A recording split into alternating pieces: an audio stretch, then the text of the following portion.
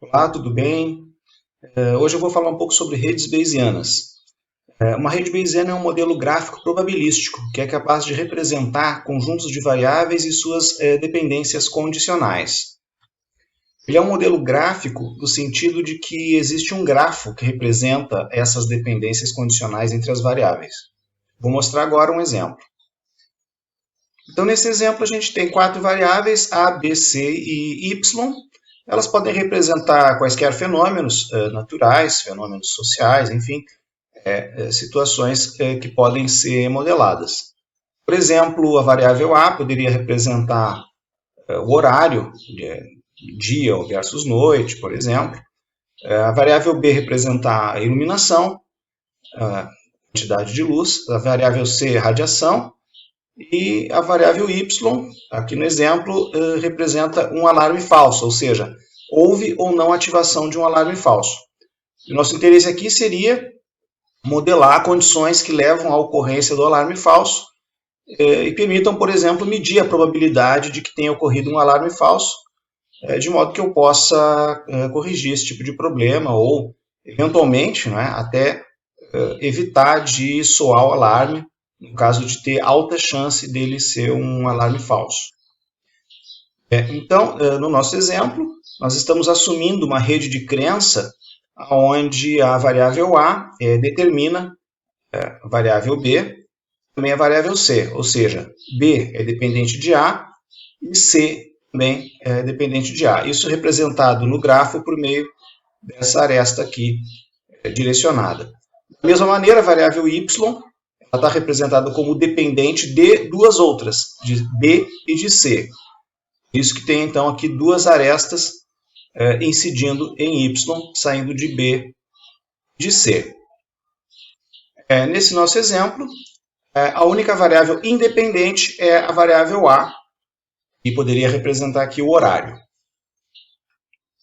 Então, estas dependências condicionais, elas são assumidas, você vai partir delas a priori, mas existem formas, que a gente não vai ver hoje nesse vídeo, de realizar a busca por estruturas ideais de relacionamento de dependência entre as variáveis.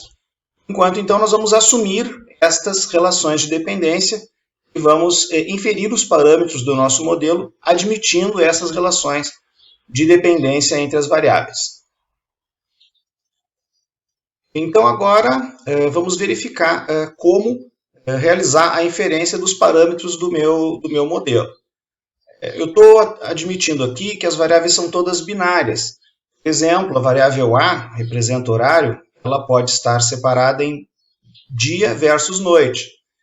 E assim por diante, as demais variáveis sempre com dois possíveis valores.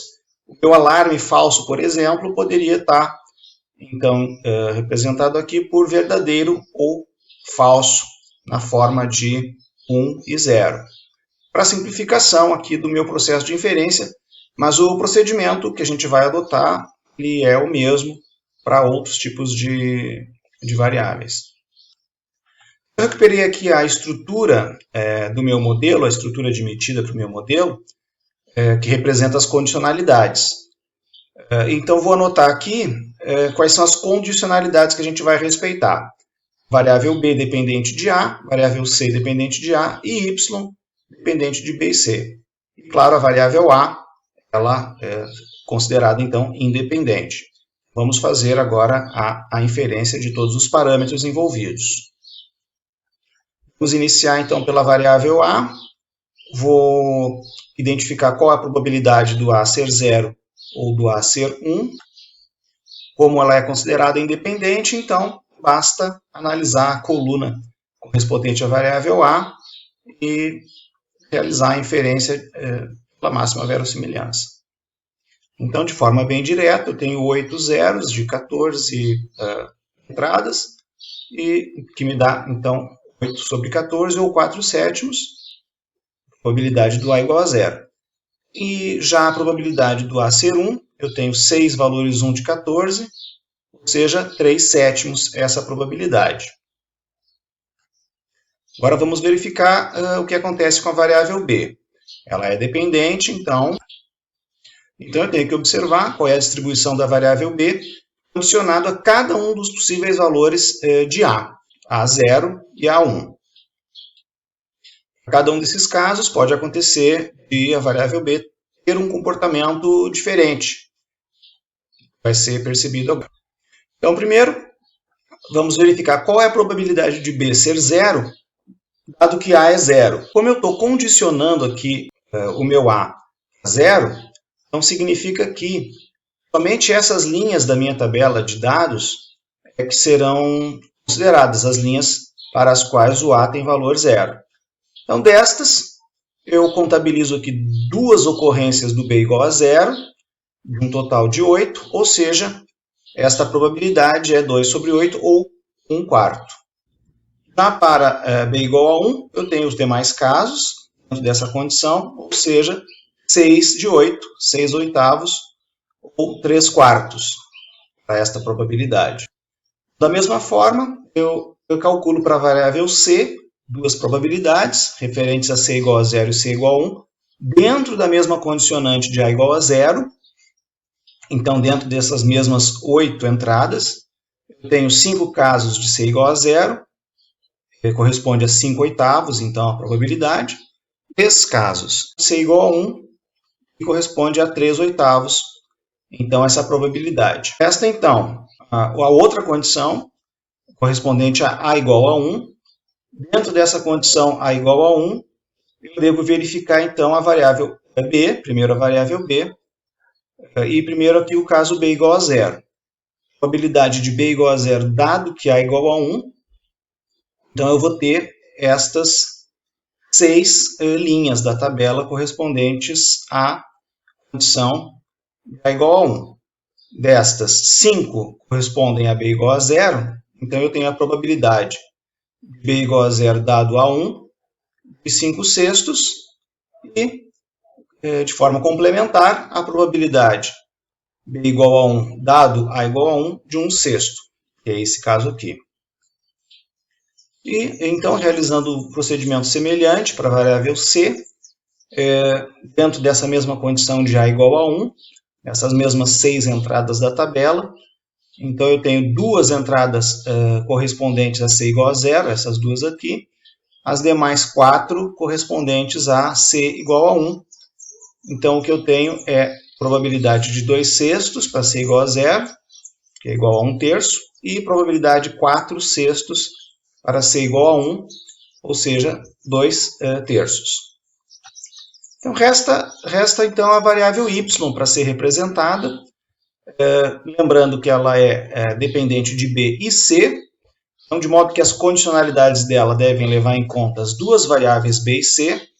Eu teria estes casos aqui a considerar, todos os 4 casos, B igual a 0, C igual a 0, B0 e C1, B1 e C0, B1 e C1. Então, cada um desses 4 casos tem que ser levados em conta. Por exemplo, primeiro, eu vou condicionar a B igual a 0, C igual a 0. Eu tenho 3 entradas da tabela correspondentes a essa condição, todas elas com y igual a 1. Então, eu calculo a probabilidade de y igual a 1 é 100%, ou 1, e a probabilidade de y igual a 0 passa a ser considerada, então, 0. Da mesma maneira, outras condições aqui, a próxima condição, B igual a 0, C igual a 1, eu tenho 4 linhas na tabela, dentro dessa condição, 3 delas o y é 0 e uma delas o y é 1. Então, eu tenho 3/4, probabilidade de y é 0, dado este B 0 e este C1, e probabilidade de 1/4 para o y igual a 1. Mais uma condição a considerar, B igual a 1, C igual a 0. Eu tenho 4 casos que atendem a essa condição. Metade deles o y é 0, na outra metade o y é 1. Então, por isso eu tenho 50% ou 1/2 de probabilidade para cada caso, dentro dessa condição. E, finalmente, para B igual a 1, C igual a 1, eu tenho 3 entradas, todas elas com y igual a 0. Então, a probabilidade calculada para y igual a 0, dado B1 e C1, é 1, 100%. A probabilidade do y ser igual a 1, na mesma condição, é zero. Bom, então, conseguimos finalizar o cálculo dos parâmetros desse modelo.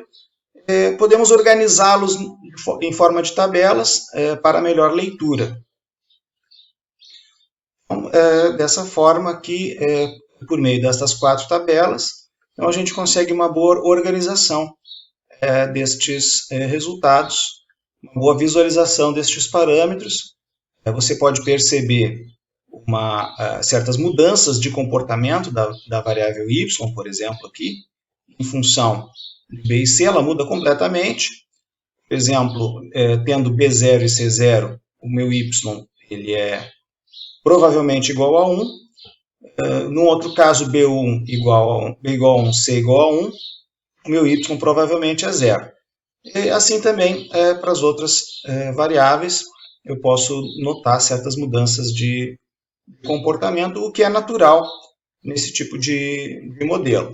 Então, um resultado teórico interessante, que é de Pearl, de 1988, diz respeito à forma de representar a distribuição conjunta das variáveis de uma rede bayesiana. Essas variáveis podem ser consideradas condicionalmente independentes.